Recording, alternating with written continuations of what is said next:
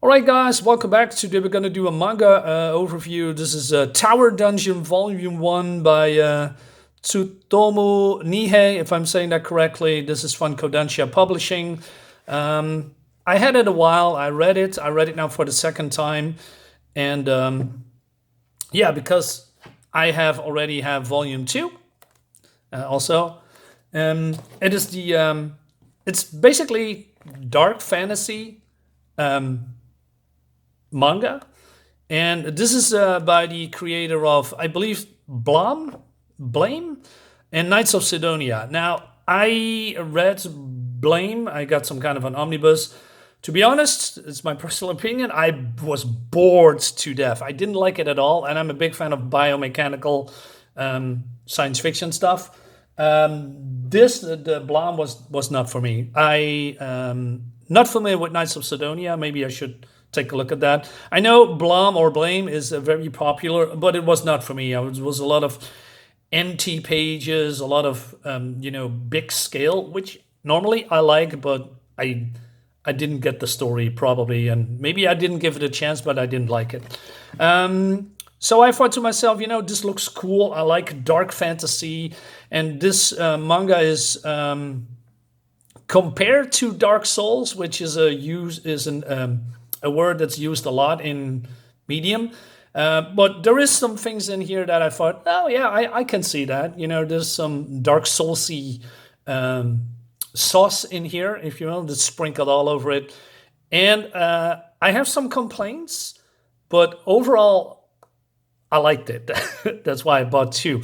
But more so out maybe morbid curiosity or something like that. So it starts here that a necromancer killed the king, and the king just kidnaps his daughter here on the rooftop, and he takes her off into this is the necromancer, by the way, and he takes her off in this floating dungeon.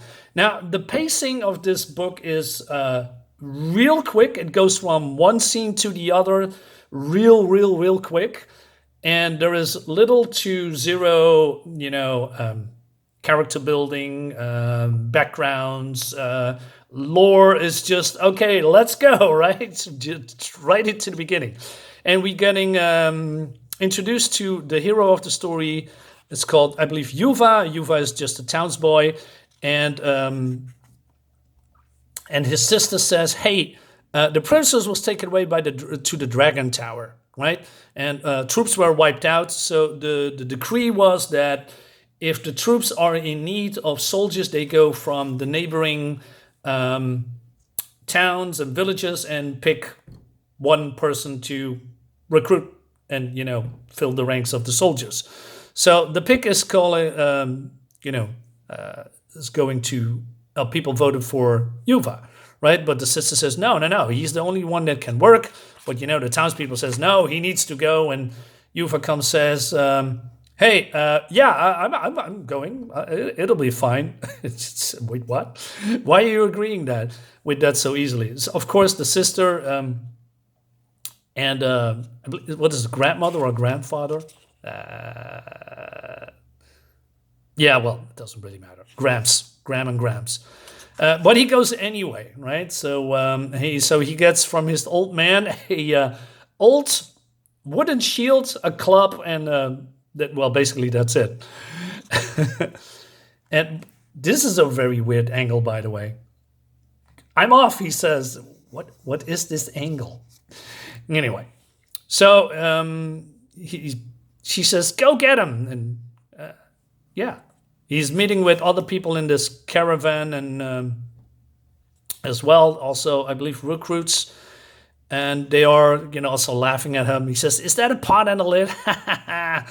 So, and they go to the tower, or parts of the tower that, goes into the tower. So basically, this is some kind of a safe hub, meeting with the royal guard. And these are the royal guard that are being hurt. This is the safe hub, and they are being introduced by Captain Minsabel, right? And this is the lieutenant. And like I said, it goes very quickly. So he says, the monster trapped its victims and stores them to eat later. So there's a lot of people there still alive, and they need to get out. We still can save our troops. And she says, no, we need to wait for reinforcements. And so he says, she says, do you have a plan? He says, I do. All right, let's go. I said, wait, what? What's the plan? What is the plan? You just cannot go into a active volcano and say, hey, do you have the car keys? Yes, let's get the car and drive into a volcano. Yay. No, that's not how you do it. You need to have a plan. Anyway, so they're also looking for some kind of a sorcerer girl that has been, being held by the monsters. And and they also need to carry some stuff with them. And then they see Yuva. Did I say that correctly? Yuva, right? Yuva, sorry. And he's pretty strong, he's a farmer boy, but he's pretty strong. So he's the one that needs to carry these vats, these barrels. And so they introduce themselves. They are Calix, Enrico, and this is the Lieutenant Rudium of the Royal Guard. So only they go in, right? So where's the rest of the troops? They are probably being so hurt that they cannot make it, so only they are coming in. But also coming back to the story a little bit, it's very basic again. So he says, where am I taking these? Into the Dragon Tower. Shocked face. Give us a little bit more context. I can write this. But of course, in the overall scale, you know what I like about Japanese or manga in general by Japanese? They have such a different way of storytelling that I think is so out of this world for me. I mean, not always, but they come up with stuff that I haven't thought about it for many, many years or at all, because it's just so outlandish and so different, because I've been growing up with, science fiction and European comics, but also, Western comics like superheroes. But, manga came way, way, way later, especially anime, right? That's why I have such a fascination with Japanese media. It's so cool. So, this looks good, right? So they go into this giant tower, and again, it has this very Dark Souls-y vibe to it, because, stairs with no, you can easily fall off, if you know what I mean, right? Also, weird creatures that they shouldn't be attract attention to, although they are just walking through this hall.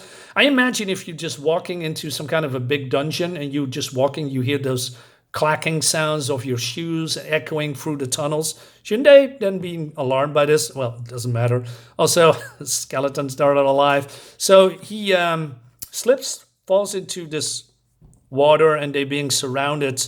They carry barrels of salt, by the way. So one of them is lost. So we have also one barrel, and then they are getting attacked by the undead. Some close-ups here. Again, coming a little bit back to the art. The art is basic, a little bit too basic for me, but that's probably the appeal here, because I'm a little bit more used to details like hatching and if you have armor, I want to see the armor up close, all these leather bands and straps and all that stuff. Here it's just very literally black and white with some gray overtones, although it's more like, there's no, what's the word? Grayscale. It's not really here, I think, although the grayscale is, you should look up what grayscale is before I'm rambling about what grayscale is. But a little bit gray areas here, but mostly black and white, and lots of black, by the way. They found some dragon spores that can heal people. That comes in later. But speaking of details, what I say about details is, going really in depth with the arts, but also small things. What I really appreciate here is that, so they're dealing with monsters here, but then this guy is also, cleaning his sword and wiping the blood off of his arm. Little details like that, I think, I appreciate that. And then they have a tower boss. Reminds me of Demon Souls, although this is not as big, but this is their first foe, and they also talk about levels of the dungeon, like level 10, level 50, level 20, which I thought, yeah, very computer gamey-esque, right? I mean, why would you call a level 50? But you know, who am I? But this tower dungeon guard is dealt real quickly. He's dead, but Calyx, I believe, he's been hurt, and he's been shot by a crossbowman, undead crossbowman, and then immediately using this dragon shards. So he says, hey, you used the mushrooms? You shouldn't have. We'll come back for you when this is done. So they're leaving this guy here behind in this dungeon filled with monsters. I said, why? I mean, if you die, there is nobody coming back for this guy, right? And he's dying anyway. All right. So it seems that the big boss on level 50 here is, this probably was level 20 or maybe a guard. They said all you have to do is to pour salt on this mucus slime monster. And then we're getting introduced to the slime monster. And again, this looks freaking awesome. Although I said, you know, it's pretty basic. The Japanese can do weird, creepy stuff with, I don't know, with everything. Everything looks, okay, it's familiar, but also totally different. All right.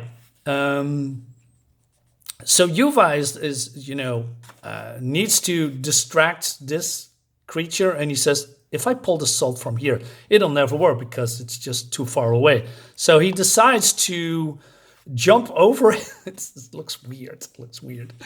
And then, you know, the salt is flowing out and then this creature is falling. And yeah, it's melting, right?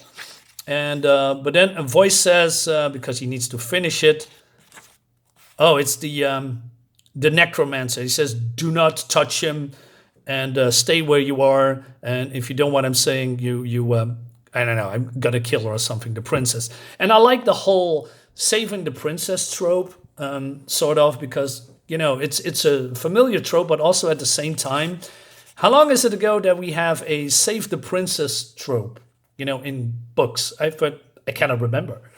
So I'm really appreciating they going that route, but then with the darker fantasy. And he says, why not serve me instead? I will make you lord of this tower. He says, come down, put down the blade, right? And he kills this mucus monster, and he says, no. Somehow this necromancer cares, or maybe this mucus monster is important to the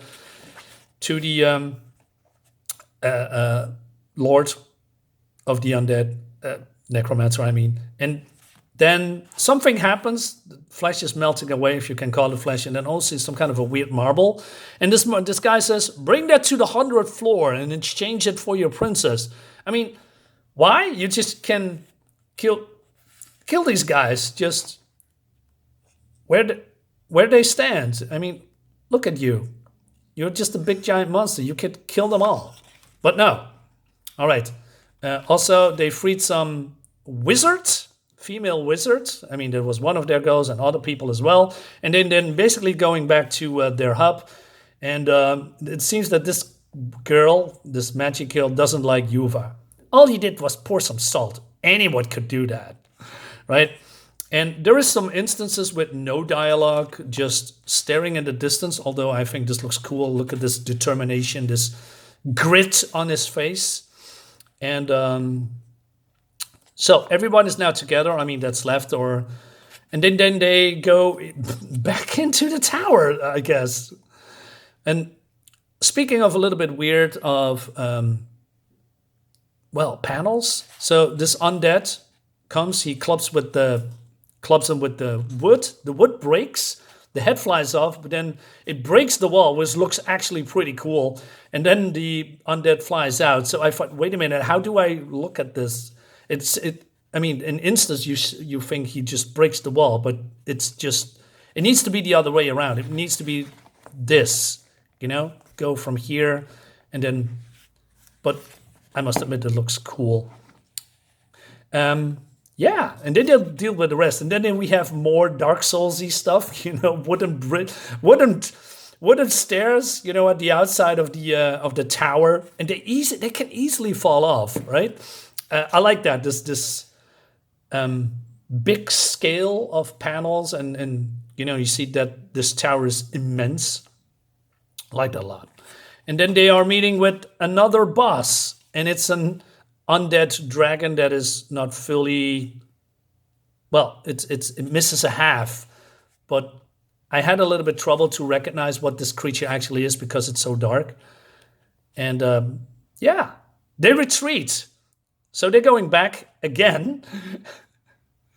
And so the captain says, you need to rest, Rudium. You're synced. And then they need to, because that's their job, right? They need to save the princess. So Rudium says, hey, Yuva, come with me. And then they immediately go in training. Like I said, it's just going from one paddle to the other, and it's really just cut. Like it's missing some training sentences or some dialogue. No, the dialogue is mere, hey, you come with me. And the next one is, hey, you need to train more. But then he says, attack me with all your might. And we have this magic girl. And he says, come on, he's just a farmer. Why is he getting all this attention? So she's called Lillison. I mean, he's just a reliable sort of guy, and she doesn't like that. But then he attacks him because he's pretty strong. Now look at this parry here. And so the lieutenant just flips him over, but Yuva clips him. And now he lost a finger and a part of his sword, which I think, okay, this is cool. But then there's something weird. This sorceress, this magic girl says, how dare he? She just powers up. She's completely naked here. And she's throwing a fireball at him somehow. And she says, bring the mushrooms. I said, why would you do that? Why would you attack him? It makes no sense. Right? And she says, oh, I hope you can forgive Lisa. She's actually a very kind person. And also said she has a very special power. It's gotten her a lot of attention ever since she was a child. I like this drip feeding of information about that she is something more than people think she is, right? So she must be important to the story. And he said, if it weren't for my helmet and a panacea, I'll be dead, he says. You're not dead because I aimed away on purpose. And then they're just sitting here staring at each other, and she says, hey, let's be friends. And then she grabs his hand and burns him. Look how he worked up. He gets over a little bit spark. You really are a country bumpkin, aren't you? You should just go home. It doesn't make any sense. All right, so he's getting more training. And then they are getting a visit of people that are not the royal guards. So, and this creature says, hey, Captain, you need to come back to the kingdom because since the king is dead and you are the only dragon relative, because it seems that the king, this one, can turn into some kind of a dragon. He's a dragon king or something, but she cannot. But she has the blood of the dragon. She is now 100 years old in here. I said, okay. So it seems that other clans and kingdoms has also dragon blood in them, and therefore they are already fighting for the throne. And since she is the sister, I believe, of the king, she is now the most, appointed person to sit on the throne. But it has consequences because she is, single and she needs to be married off. I like this, this curved way of drawing of a kingdom. It's just squares and townspeople. All right. Weird creatures. And I mean, what is with all this very black throne? Anyway, moving on a little bit here.